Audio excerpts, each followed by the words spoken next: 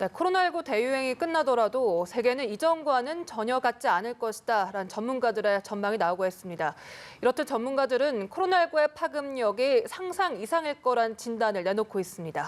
코로나19가 바꾸어 놓을 우리의 미래. 박진영의 출근길 인터뷰. 오늘은 미래학자 정지훈 교수를 만나 이야기 나눠보겠습니다. 박진영 기자 나와주시죠. 네, 박진영의 출근길 인터뷰. 오늘은 정지훈 교수와 함께 이야기 나눠봅니다.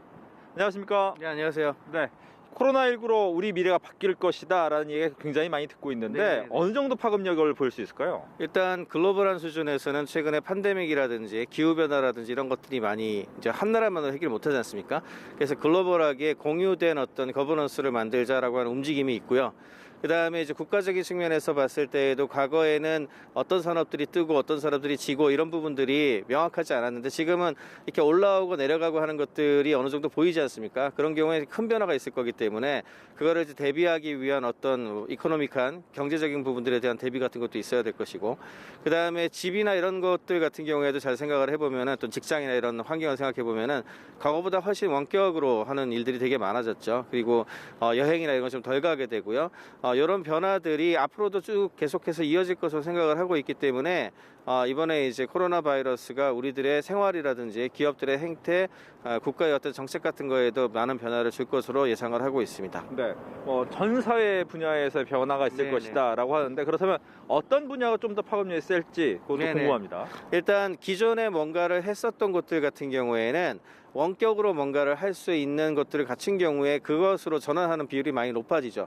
가장 대표적인 것들이 원격 근무와 관련된 부분들이라든지 원격 진료라든지 또는 이제 원격으로 교육을 받는다든지 이런 부분들은 기존에 했던 것들 중에 이제 원격으로 할 수 있는 것들을 많이 도입하는 이런 변화가 되겠고요.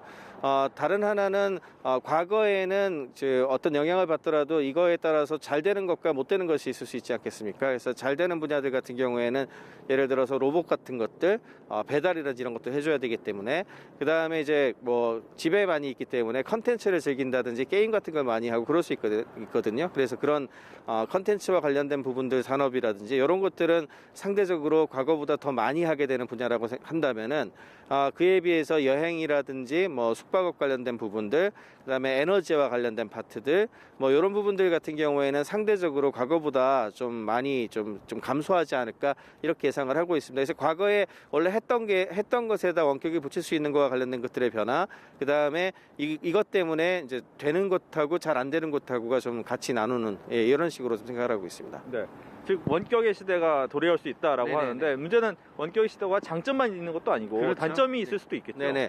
가장 크게 보고 있는 것들은 사람들을 잘 못 만나기 때문에 아무래도 집에서만 많이 있어서 우울하다든지 그다음에 정서적인 문제에 대한 이야기들 굉장히 많이 하고 있어요. 그렇기 때문에 계신 분들 중에 좀 시간이 있으시면 바깥에 나가기도 하고요.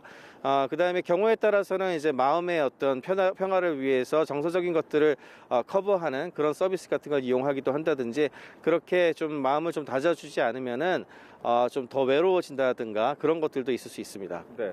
보통 이제 사회가 급변하게 되면 이 사회에 내가 어떻게 적응하면 좋을까에 대한 고민이 많아집니다. 네네. 특히 이제 AI 같은 경우에도 우리가 그런 느낌을 많이 받았었거든요. 네네. 만약 이렇게 코로나19 때문에 바뀌는 사회상 그렇다면 이 위기를 어떻게 기회로 만들 수 있을까요? 아까 말씀드린 것과 같이 이게 항상 부정적인 것만 있는 건 아니에요. 그래서 원격으로 뭔가를 하는 것 같은 경우에도 효율이 더 좋아지고 이런 부분들이 있거든요. 그래서 장점은 받아들이려고 노력을 하고요.